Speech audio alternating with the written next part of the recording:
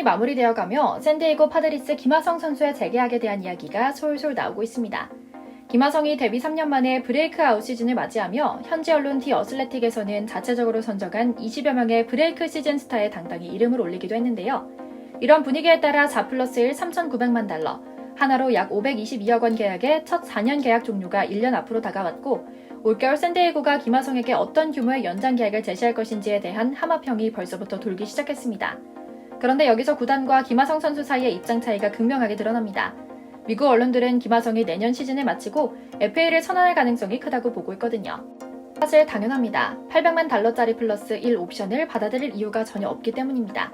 때문에 샌디에이고가 자연히 연장 계약이나 트레이드로 선 조치에 나설 것이라는 구체적인 예언이 나오고 있는 건데요. 실제로 구단의 김하성 마음 사로잡기 대작전이 시작됐다는 보도가 나왔습니다. 멜빈 감독이 아니라 김하성에게 7년 3억 불 계약서를 내밀 수 있는 실질적인 권한이 있는 AJ 프렐러 샌디에이고 단장의 입에서 나온 말입니다. 오늘은 김하성 선수를 둘러싼 이야기 중 계약, 그중에서도 돈에 대한 이야기 이모저모를 전해드리려고 합니다. 잠시 저희 광화문 브리핑 구독 설정도 부탁드리고요. 현지에서 AJ 프렐러 단장의 별명은 매드맨, 즉 미치광입니다. 지난 2014년 여름 샌디에이고 단장으로 부임한 뒤 공격적인 트레이드와 FA 계약으로 대형 선수들을 쉴 새 없이 영입했는데요. 뭔가에 꽂히면 물불 가리지 않고 움직이는 집념의 사나이로 유명하다고 합니다. 시즌을 사실상 마치며 그런 그의 온 관심이 이제 김하성에 쏠렸다는 보도가 나오기 시작한 건데요. 이유는 간단합니다. 팀의 웬만한 다른 선수들은 모두 재계약이 완료된 상황이고 김하성 하나만 내년에 재계약을 앞두고 있는데 김하성의 현재 몸값은 형편없이 낮은 수준이기 때문에 상대적으로 잡기 쉬운 상황이라 판단하는 겁니다.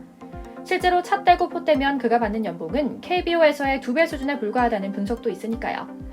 다행히 감독과 단장은 김하성에 함부로 흥정하려 하지 않을 것이라 합니다.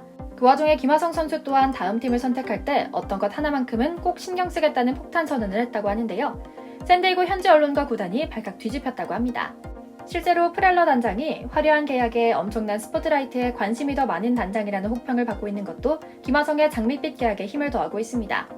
미국 현지 언론 디 애슬레틱 데니스 린 기자는 프렐러 단장은 이렇게 마차도 보가치 계약처럼 겉보기에 화려하고 준수한 실력을 갖춘 선수들에게는 무려 11년짜리 계약까지 맺을 정도로 호탕한 스타일을 자랑하는 호인이다. 김하성에게는 좋은 소식이 올 것이다 라고 말하기도 했죠. 현재 김하성의 연봉 구조부터 파헤해드리겠습니다. 그는 비공개 경쟁 입찰, 포스팅 시스템을 통해 메이저리그 도전을 선택하며 2021년 시즌을 앞두고 샌디에이고와 4년 총액 $2,800만, 우리 돈 346억 원에 계약했습니다. 다만 이게 전부는 아니었습니다. 매년 인센티브가 걸려있고 5년차 상호 합의 옵션이 실행되면 5년 총액 $3,900만 계약 규모가 뛰는 세부 조항이 있었거든요. 그렇다면 김하성은 첫 2년 동안 얼마의 연봉을 받았을까요? 물론 정확한 계약 내용이야 선수와 구단만 알고 있는 게 일반적이지만 계약 당시 AP통신의 보도를 통해 대략적으로 짐작해볼 수는 있습니다. 김하성 선수의 보장금액 $2,800만 살피면 이 중 $400만 우리가 흔히 말하는 계약금, 즉 사이닝 보너스입니다. 이 계약금은 $100만 4년에 걸쳐 나눠봤는데요. 2년간 $200만, 우리 돈 약 25억 원을 받았습니다. 엄청난 숫자죠? 여기에 2022년 연봉은 $400만, 2023년 연봉은 $500만 였습니다. 2년간 계약금과 연봉 총액 $1,100만, 즉 136억 원을 받은 셈인데요. 여기에 인센티브가 추가됐습니다. 당시 김하성은 타석수에 따라 인센티브를 받는 조건에 합의했다고 알려졌는데요. 구조는 이렇습니다. 400타석을 채우면 $10만, 450타석과 500타석은 각각 $20만, 550타석과 600타석은 각각 $25만 받는 구조죠. 이렇게 연간 총 $100만 인센티브가 걸려있고요. 2021년 김하성은 117경기에서 298타석을 기록해 인센티브 최소 조건에 미치지 못했습니다. 그러나 지난해는 페르난도 타티스 주니어의 부상 및 약물 복용 징계로 당당히 주전 유격수가 됐고 총 582타석을 소화해 인센티브로만 $75만 벌었습니다. 2년간 계약금, 연봉과 인센티브를 합쳐 $1,175만, 우리 돈 약 156억 원의 원천 징수 영수증을 뗐을 것으로 예상되는 상황이죠. 하지만 캘리포니아의 세금을 간과해선 안 됩니다. 샌디에이고가 속한 캘리포니아주는 미국에서도 주세가 높기로 소문이 나 있는 동네입니다. 텍사스 등 다른 곳에서 뛰는 것보다는 세금을 더 내는 건 확실하죠. 물론 실질적으로 손에 쥐는 돈을 정확하게는 알기 어렵지만 또 KBO 리그에서 뛰어도 어차피 고액 연봉자는 굉장히 높은 세율의 세금을 종합소득세 신고할 때 내기 때문에 고려 대상이 아니라고 할 수는 있습니다. 그리고 현재 KBO 시장의 FA 상황을 봤을 때 KBO 리그에서 뛰는 것보다는 훨씬 더 많은 돈, 즉 약 2배 정도를 받고 있는 것만큼은 받는 것으로 볼 수 있습니다. 무시 못할 메이저리그 연금을 향한 10년 서비스 타임 시계도 차곡차곡 돌아가고 있고요.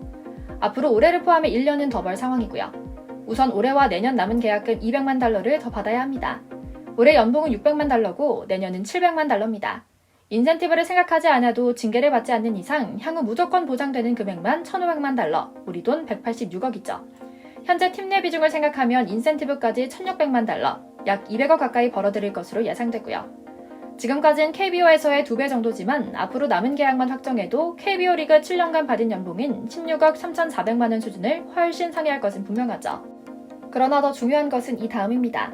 그의 첫 계약 보장액 2,800만 달러 중 남은 200만 달러는 바이아웃입니다. 내년에 상호 옵션 실행 여부를 앞두고 샌디에고가 이를 포기할 경우 200만 달러를 그냥 받지만 지금 상황이라면 김하성은 2025년 보장 800만 달러, 인센티브 포함 최대 900만 달러의 옵션 실행에 동의할 가능성은 0에 가깝습니다. 이미 시장에서의 가치는 1억 불은 우스운 숫자고 2억 불을 넘어 3억 달러까지도 이야기가 나오고 있으니까요. 뿐만 아니라 내년 개막식을 서울에서 치르는 것으로 확정된 샌디에고가 김하성을 내세워 공격적인 마케팅까지 펼치겠다는 청사진을 그리며 김하성 재계약에 힘쓰겠다는 의지를 보이는 점도 3억 불 재계약에 힘을 싣고 있습니다. 다행히 지금까지는 김하성 역시 샌디에고에서의 생활에 만족하는 모양입니다. 이미 그의 동료가 인터뷰에서 증언한 바에 따르면 그는 영어보다는 스페인어가 늘어 더그아웃에서 스페인어로 장난치고 대화할 정도로 언어적으로나 문화적으로 많이 적응했다고 하는데요. 스페인어가 통하는 팀이 위치한 연고지는 캘리포니아와 텍사스가 있죠. LA 다저스나 텍사스 레인저스처럼 메가클럽으로 이적하는 것도 좋은 선택지라는 결론이 가능하죠. 아무튼 그는 분명 팀 동료들과도 사이가 좋고 팬들로부터도 많은 사랑을 받기 때문에 샌디에고에 남을 확률도 높은 편입니다. 김하성 선수 또한 이를 숨기지 않는 모양새입니다. 얼마 전 구단 유튜브 채널에서 인터뷰를 진행했는데 나는 파드리스에 남고 싶으며 홈 경기를 뛰고 나면 언제나 흥분되고 기분이 좋다. 선수로서 순수하게 행복해지는 기분이 든다. 파드리스 팬들이 나를 무척이나 아끼는 것도 잘 알고 있다. 야구 선수라면 누구든 꿈꿀 만한 환경에 있기 때문에 파드리스를 떠날 생각이 없다는 폭탄 발언을 했거든요. 당연히 구단과 팬들은 경사 분위기입니다. 구단 역시 언론에 슬쩍 흘리는 목소리를 통해 재계약 규모 간을 보기 시작했습니다. 지역 유력지 샌디에고 유니온 트리뷴은 내년에는 김하성과의 장기 계약을 준비할 것으로 보인다.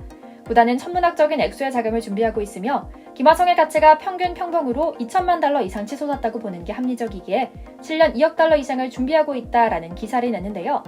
보통 구단과 커넥션이 있는 지역지가 통신사 역할을 하기 때문에 어느 정도 신뢰가 있는 오퍼라 볼 수 있는 셈이죠. 김하성 선수가 할 일은 이제 단 하나입니다. 건강 잘 챙기며 시즌을 마무리하는 일이죠. 팬 입장에서는 차라리 드러누워 더 이상 다칠 일이 없길 바랄 정도입니다.